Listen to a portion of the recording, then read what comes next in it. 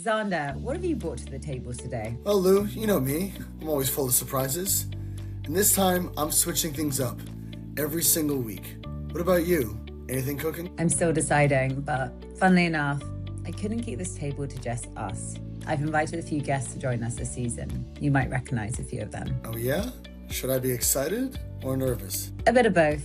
Now, I'm in a rush. I've got a lot cooking on the stove. So pull up a seat when you're ready and let's dig in. Welcome to Tech at the Table, where ideas get served. Right, Landon, you're a bit of a celeb at the moment, aren't you? We've all seen it online. Pest Shares magazine is one of your fastest growing companies. I think you might be number one in a category in a certain area, which don't pretend you don't know what it is. Oh, we are definitely number one in Idaho. I will say this, Inc. 5000 came out recently. There's certain qualifications we've been waiting for years to be eligible. We knew we would rank decent. We definitely ranked far better than I expected, which was exciting. And number one in Idaho, we were number 30 in software companies in America and 347, I believe, in the overall 5,000, which, yeah, is totally something we're proud of. I would be interested in PropTech where we'd fall. That'd be interesting. I don't know that, but nonetheless, there's only so much credit I can take. Definitely kudos to the team. There's so much that goes into it. And my co-founders and I notoriously say the best thing we've done for this business is hire people that are smarter than us. And I think all of this is a representation of that. Very modest of you. And I also go to say, and listeners listening and anyone who knows me, I'm not surprised by how hot pest control is. I think outsource all of that. I do not want to have to worry about anything like that. And I might be a bit of a prima donna, but I think there must be such a vast growing interest if you can find a solution that can sort it out for you. It's the last thing you want to worry about at the end of the day. Zander and I have known each other a few years now from his time at Metaprop. Metaprop was one of our early investors. And I think from an investor perspective, investors love Main Street businesses that are bringing in this wave of technology, especially like it's one thing to be tech enabled. It's another thing to be like a true technology company solving a Main Street problem. And listen, I've been in the pest industry now 4 generations. My family's been in it for 100 years. Me, my dad, and my grandpa are all still active in the industry, and no category that is less sexy than pest control. But it is a real problem. And to your point, in the world of property managers and everything on their plates, I think pest control, cockroaches are about the last thing they want to deal with. So I was just about to say, what is the worst pest out of them all, apart from Zander? Yeah. Don't get bigger than this. No doubt. Yeah. I mean, from our data, statistically, it is cockroaches. Like cockroaches are the bane of every property manager's existence. And so, well, which one though, Landon? Isn't it? There's the two. I learned it in Florida. Remember I learned in Florida, there's the two. The big ones, if they're in your house, not actually an issue. It's the little ones. That's where the problem starts. German cockroaches are the little ones, and they are the worst ones for sure. Not Dutch cockroaches. Louisa's newest thing. She lives in Amsterdam now, so I don't know if she's gonna get some German cockroaches. No, it's a clean, safe place here. And if there's a pest, I'm calling you Landon. Let's start the podcast. For the audience, I feel that introduction actually gave them a little bit of snip about what you're like. But share with the audience, who you are personally and professionally, and what do you bring to the table? Yeah, first and foremost, like I am, as the co-founder and CEO of a fast-growing venture-backed tech company. I know it's like maybe a little off profile, but no doubt, first and foremost, I'm a husband and father to 4 kids. So that's the most important thing in my life. I don't shy away from it. All things are prioritized through that lens of my family being first. And no doubt that's hard to do in this world, but it's something I have in common with my co-founders. And I think through our team that's kind of bled through is that, we are family oriented, and that's a normal, but that's also an edge we have. And it creates a really fun, unique environment within our company where we can be A-teamers, we can thrive and we can be successful, but we don't have to forget about what's actually fulfilling and important in life. Outside of that, I'm a bug guy. Like I said, my great grandpa immigrated from Ireland to the United States in 1920, and in 1927 started doing pest control. And I never wanted to be like in the family business. I never wanted to be in pest control. So the best advice I was given by a very random man I met at I think I was 19 or 20. I was telling him about my background, and he said, play the hand you're dealt. And I never forgot that. And as life worked itself out, I played the hand I was dealt. And so I'm also an entrepreneur in spirit, as is been for many generations of my family. And that entrepreneurial spirit, meeting the right business partners, is what's led to Pest Share. And so I'm the CEO, I'm a co-founder there, one of the fastest growing companies in America, and totally focused on modernizing pest control within property management. Like pest control, property management is about all we care about. We're very strict about it and staying focused on that. We think there's a massive opportunity there. Just did your 1 minute pitch, Landon, that as well. The audience knows everything they need to. I think there's some tidbits though that we should add to. Yeah, I definitely want to get into one of the almost a 1 minute pitch, but more just the value prop. You had nailed it that we have known each other for quite some time from when I was at Metaprop, and still love to support and work with the team. So I think it'd be good to get like the founding story of Pest Share and how you described on the value chain, looking for the boring Main Street business, which has historically been very analog and not tech enabled, but something that's critically almost mission critical for property managers. You have a lot of pest infestation. Your churn will be high, to say the least. So yeah, definitely would love to hear commentary on the founding story of the team and what your value prop to date is. Absolutely. So my co-founders and I live in Boise, Idaho. Our company's headquartered there. Our team's remote all over the country, all over the world for that matter. But it all started here in Idaho. And my co-founders and I also own a traditional pest control business still. We don't operate in it today, but in that business, we met property managers and we were just a traditional vendor. I've always joked, like I've gone through a lot of apartments, been in a lot of communities and killed a lot of cockroaches and have been on that side of the coin in the most real way. And so I would say that really what we found early on, I mean, we were not the typical Silicon Valley tech founder sitting in a basement trying to come up with an idea. And we had all the ambition in the world in the business we had already had. However, we started to realize like this is kind of the ugly stepchild of our industry, being property management. Like the industry isn't focused on it. The more we became friends with and got to know property managers, we realized this is a really overlooked problem. Top reasons that residents move out of the property, it leads to a horrible resident experience, which we know kills NOI at the end of the day. As we started to build on that, it was very organic. We just, a lot of times it was property managers coming to us saying, let's figure this out. And of course we ran with that. And then for a while it was like this project on the side of our pastoral business that we weren't doing something with. And finally, it was our customers saying, you got to go to the market with this. Yeah, we started to build out a technology platform that really automates and bridges the gap between resident service providers and whether it's an on-site team, a multifamily, or a centralized property manager in a single family setting. We really cut our teeth in the single family space. We have about 500,000 single family units on our platform. No doubt kind of came up there. In that journey though, we knew the biggest opportunities were going to be in multifamily and student housing, and we needed to get there at some point. And so we've been very disciplined and making sure we don't get ahead of ourselves and getting there. And over the last 12 months, that's been just about everything our team thinks about is how do we continue to thrive and kind of standardize in single family while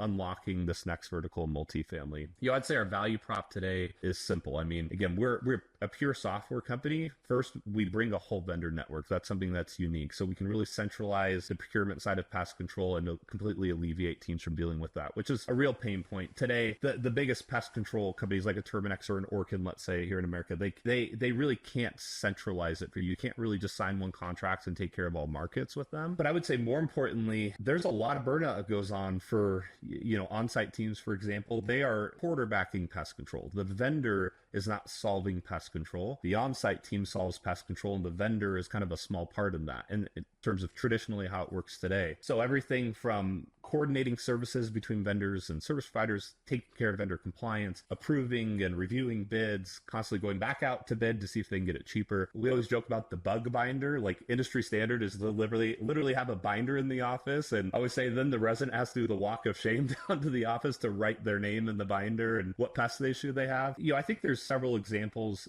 of this, of this type of problem in the space, but a lot of it's been solved. I mean, you think of like parcel lockers as Amazon got big and packages flying all over the office. Like that's really been solved now by blend of technology and hardware with parcel lockers. And so we think pest control is kind of one of the last pieces that hasn't been solved and kind of in the world of issues. At the end of the day, I would just cap this and say our value prop is just that you make your operational people happy, your property managers happy, and you give your residents best class experience, NOI goes up. And we really absolutely have proven that we can do that. And you're also able to almost alleviate the buying decision because you bake this in right into the rent. Is this part of like some agreement or is almost a checkbox? And what I've known from that the friction of the decision is just a checkbox, which is really simple for the property manager to say, sign your lease, do you want the pest share or not? Which is such a great buying strategy. At least I've always admired that. Yeah, and we've seen this like starting to take different forms throughout the industry. Like in single family, our product's typically kind of amenitized. It's baked within the lease. It's, you know, we have like room for residents to opt out, but it's really intended to be this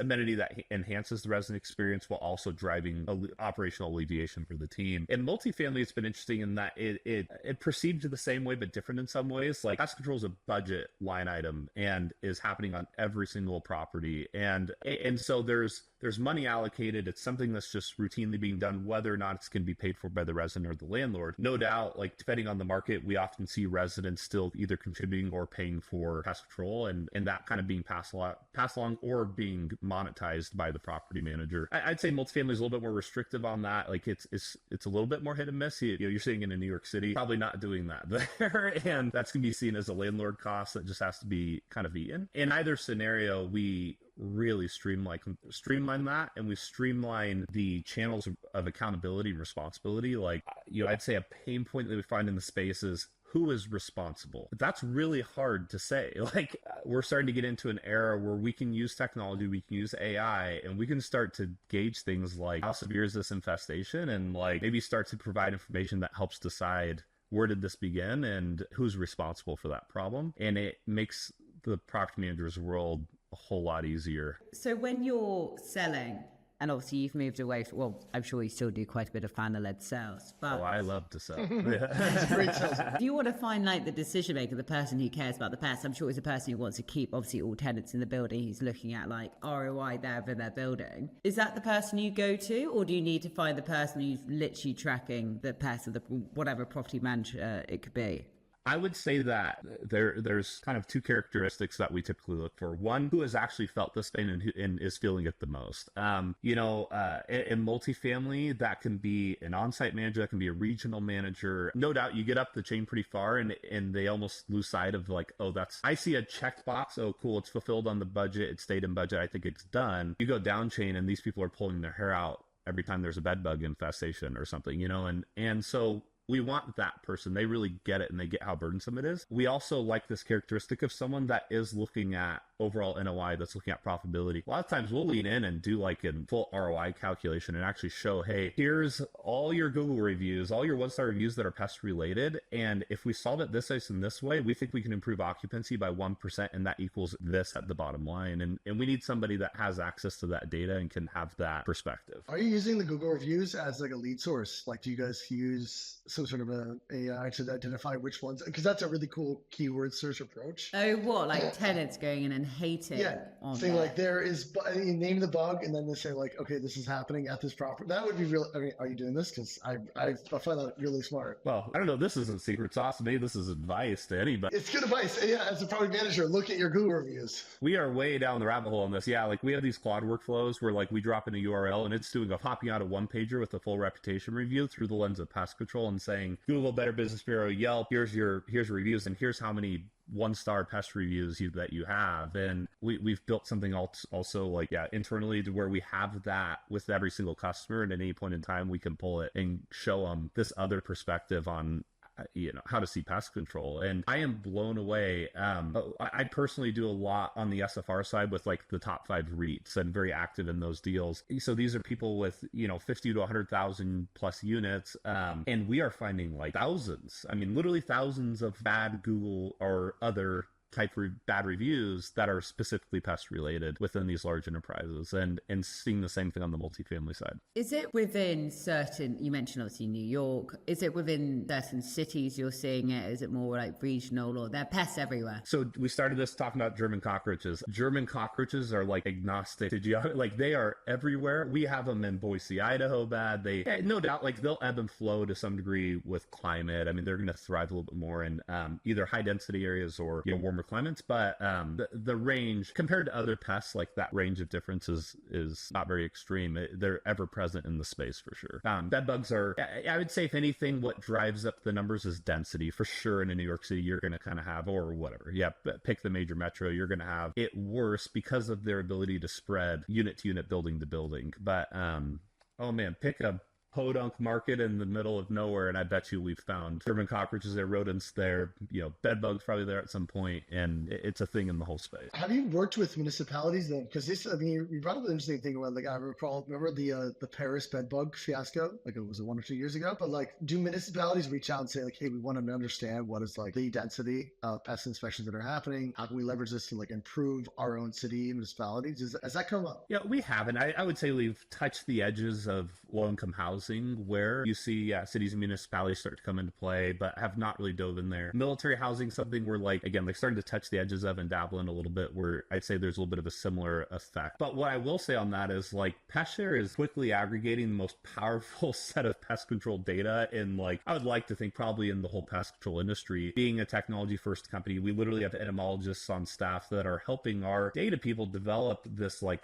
kind of right funnel on how we capture and aggregate our data so that we can start looking in through this lens of, if you think about it as filters, it's like, give me a zip code, give me a pest, give me an asset type, a property type. And we start to have very interesting trends on, what's going on through a pest control lens. And I think at some point, whether it's a municipality or a large organization, that becomes very interesting, and you can start to take this really proactive approach to solving pest control problems there. Another part of the market you need to get into, as well as sort of deepening into multifamily. There's shiny objects all over the place that we want to chase all the time. But that's it. Take something unsexy, and the market, the TAM is huge, right? Yeah, absolutely. Generally, people get it. I think there's a fine line between consumer and B2B in our world. Honestly, I was recently approached by one of the largest home builders in America, and we had a really interesting opportunity to do something with them, but it was like total consumer play. And I will say, like, still very interesting trying to figure that out, and I think at some point we will. But like, the thing we get pushed up against is today, for the stage of business we're in, focus and discipline is critical, and like a B2B business is a lot different than a consumer business. And so say we are very B2B, maybe a little bit B2B to C today, but doesn't matter where you go. There's huge opportunities everywhere. I'm with Martin Kelly from Blueprint, who is a sponsor of Tech at the Table podcast and a partner of LMRE. And we've been delighted to partner with LMRE over the last few years for Blueprint, and very excited about supporting Tech at the Table. And for everyone from the community, we do have a discount for Blueprint Vegas in September. We really hope to see you there, alongside Lou, of course. So check it out in the show notes. This actually leads us well on to the next question, Landon. So moving away from German cockroaches, as much as I love talking about them, what has been one of the most challenging moments of your career to date? You mentioned your family first man. Your business has been growing at a huge rate.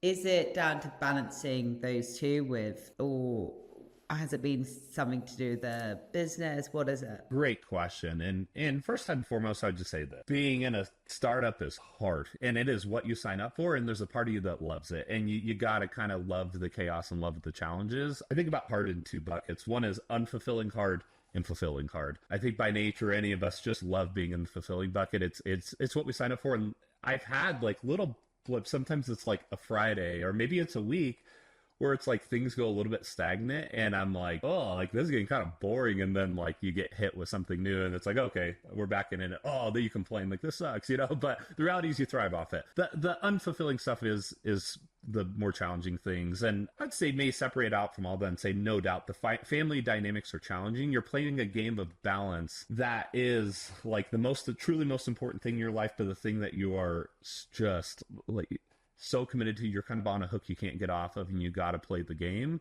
For my wife and I, I'd say balance. If you think about riding a bike, you can't ride the bike just standing still, trying to hold still and balance perfectly upright.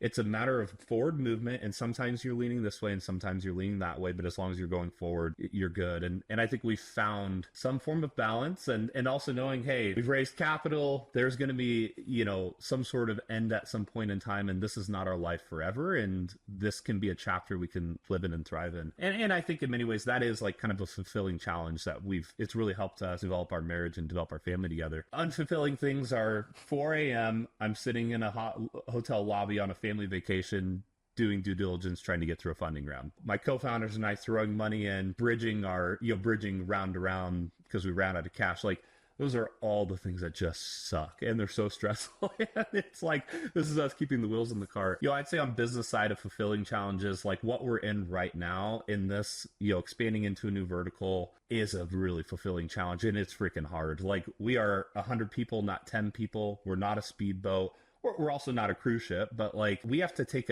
5 different teams, keep everybody on the same page, overly communicate, and drive to an outcome and certain points of success super fast. And that has been one of the hardest things I've done in my career so far is helping guide that. But it is fulfilling and it's fun, and and we love it. And no doubt we'll look back on this specific, kind of multifamily expansion challenge as like something we're grateful for, a chapter highlighted in our story that was a total game changer for our business. And there's also some fun. I mean, appreciate all the level of fulfillment, but you have fun in the day-to-day team. So, which I think leads us to the question around your shoe collection, which I'd love to get an eye on and a story behind it.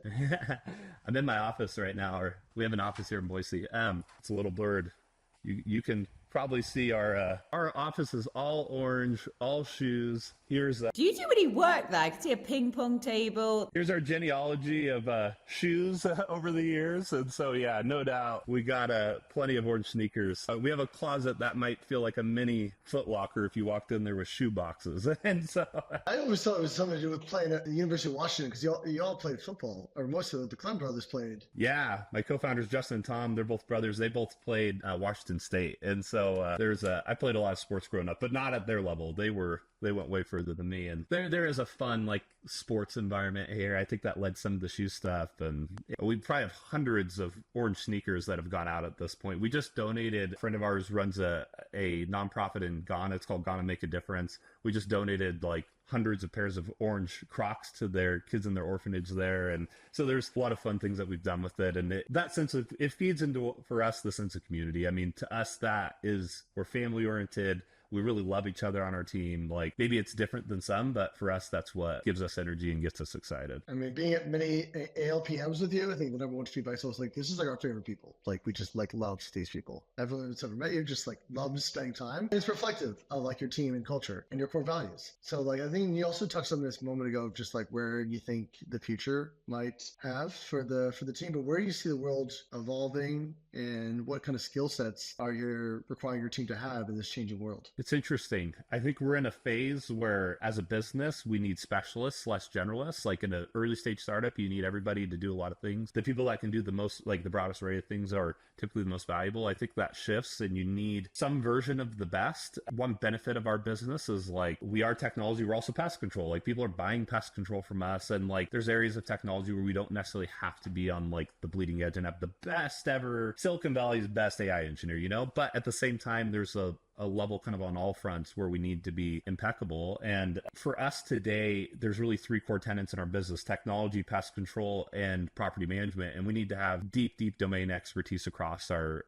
employees in those areas. Justin, Tom, and I are anything but you're so far from technologists. Like, we've had to do a lot to understand how to guide a technology organization while being very non-technical. We are like pest control Idaho athletes, like all the opposite characteristics of a typical tech person, but we've done a great job we have a phenomenal CTO. We have a phenomenal team there. We know pest control, I think, as good, if not better than, we're amongst the best in the world in understanding that industry and that business, how it works. And then we've done a lot to bring in property management domain experience, both single family and multifamily, and surround ourselves with people that represent the brain of our customer and how they think about things. And finding a balance in that's been huge for us. Everyone who listens to this podcast will say that I keep hammering home the importance of having that domain experience and that technology experience. That is what businesses will pay for. Someone who has a track record of actually closing the deals. There's been too many people job hopping, the same names keep popping up, but those people who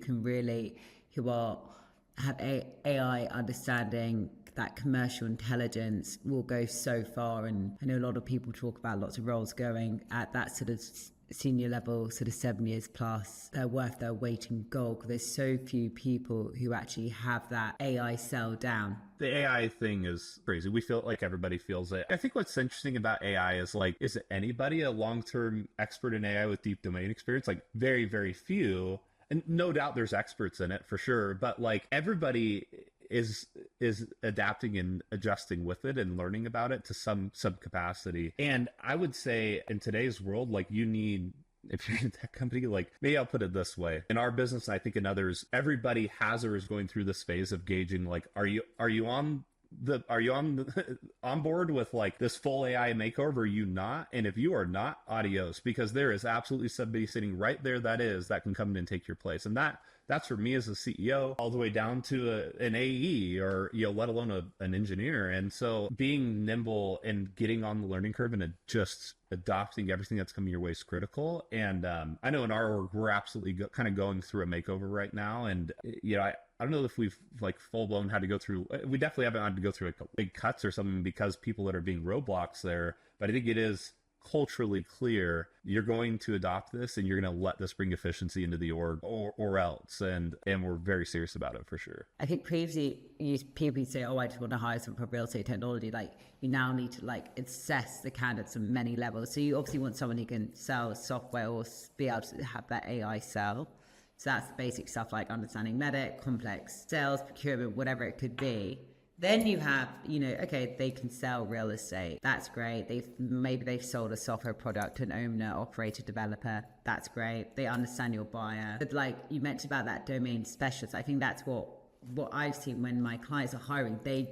We always say in their interviews, you really need to dig into this. Like, has said person sold into that exact vertical? For example, for you going into like the multifamily, who is it? Get someone to list whether it's like a Greystar, an Asset Living, a Willowbridge. I don't know who it could be. But then it comes down to, and this is where the real premium can is. This is where you unfortunately start having to pay another 20k more on someone's bloody base salary. It's someone who understands the product category, understands the real estate, understands like the ICP and how they can pick up the phone to them. It's that person at every bloody conference, like that Zander, who will go, yo, Joe Blogs, I saw you, you need this, you were ranting about that. But there's so few people out there who actually tick all 4 boxes. Zander, maybe you're one of them, but like that's just what I see. And when I'm speaking to clients, I'm like, you just need that one more level in your interview process to ensure you're not hiring that generic real estate technology salesperson.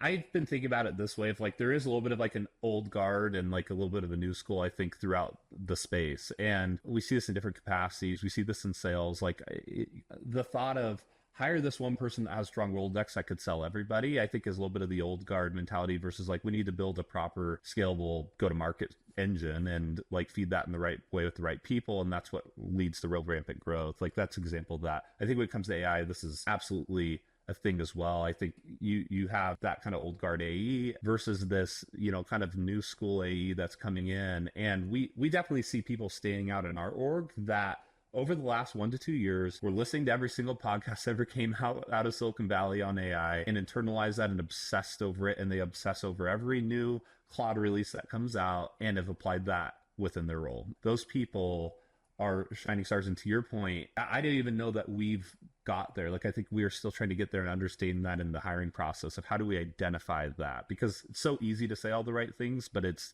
sometimes you don't really see it shining through until they're in the role operating. But it is real. And there is some incredible talent that have just ridden the wave and are truly on the bleeding edge in every capacity. Talking about being on the bleeding edge, what about like separate to us in March? I love talking about recruitment and skills. What outside of work, what are there any AI solutions or just general products that you like using? Or maybe you even talk about like some collabs you and Pest Share are doing right now as well. Yeah, I'm a recent Plot adopter, so that's been fun. We've used a couple different devices for recording and stuff like that outside of Zoom, but in our company, which have been good products, but I love the hardware component. I obviously like a lot of value, most value is professional, but some value personal too, but that's been fun. I'm like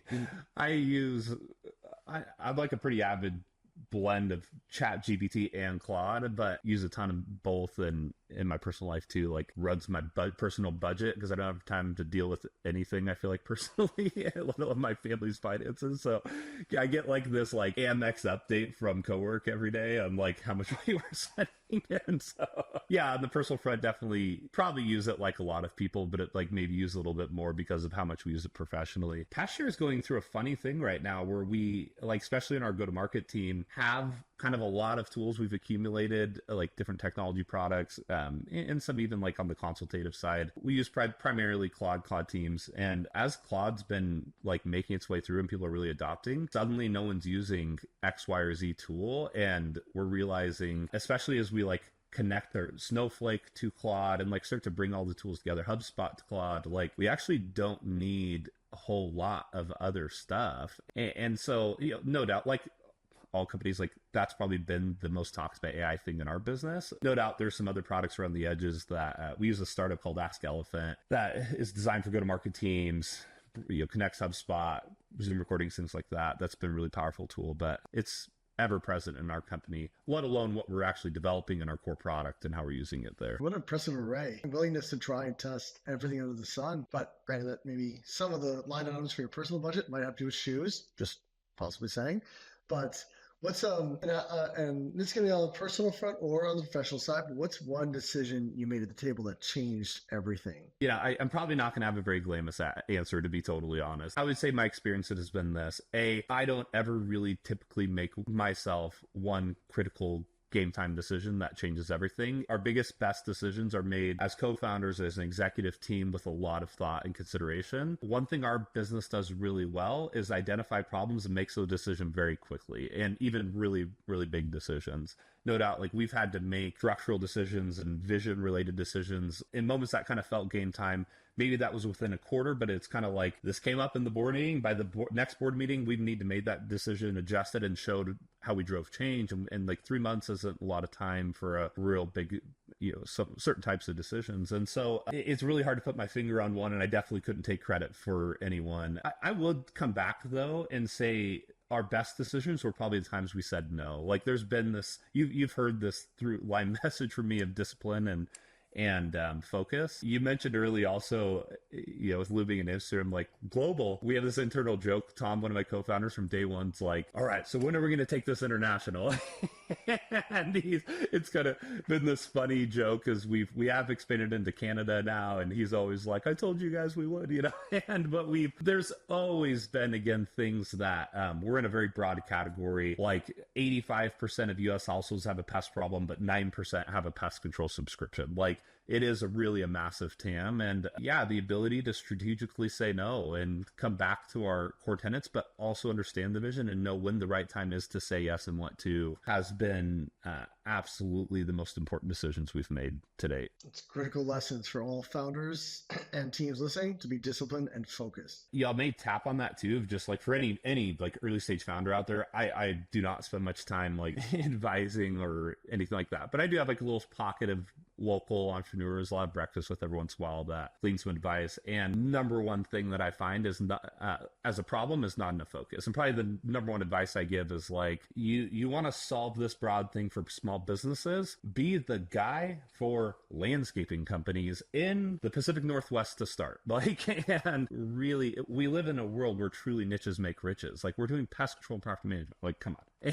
And in the world of technology now and all the solutions at your fingertips, you can build a huge business in a niche. And yeah, it's pretty tough to do it in big, broad, you know, general TAMs. And so I think that's huge. This is the final question, Landon, then you can go back to your pest controlling day. What is one guest you would like us to invite to the table? Can it be investor or founder, or do you have a preference? It can be whoever you want it to be. We could have two guests. Okay. We've had a couple of guests on it at the same time. One of our early investors was Alon Geronimos at REVC. That'd be my recommendation. He's been doing more in the space. Super gritty guy. He's become a friend. I think he has a couple Metaprop, shares a couple Metaprop portcos now. I think he'd be an awesome guest. One of our core values is true grit. I think on an investor side, and be careful, like love all of our investors. Alon is a guy that I think has true grit, and he's put a lot of work into what he's been building, and has a great life story as well. Yeah, he's been a real valuable investor for us.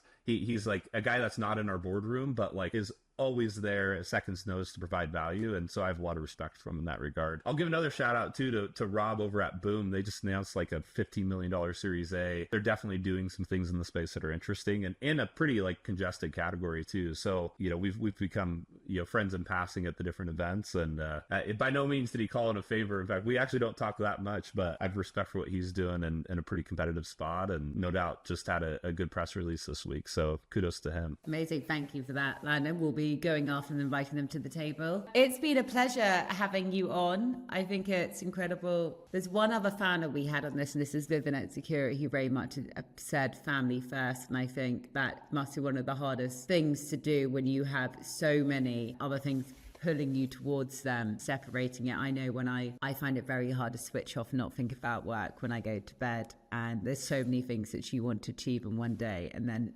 ensuring that you put the family first. It's so hard.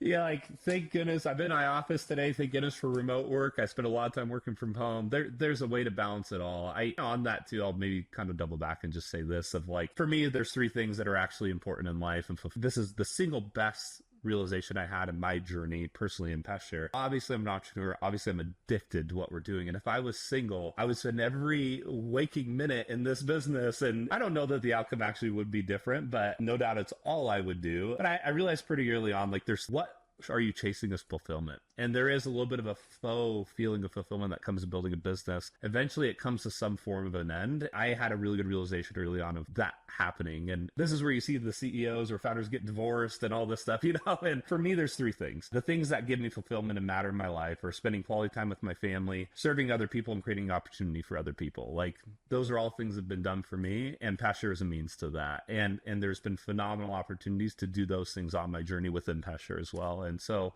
I stick to those tenets, and in that find the balance somehow, and it works. And I think we are more successful in our family and our business personally, all because of that focus. And hopefully someone out there gets that and like realize that now, because there's consequences if you don't figure that out for sure. Too late sometimes. Well, if I had a glass of wine, which I'm about to have, I'd raise a glass to that.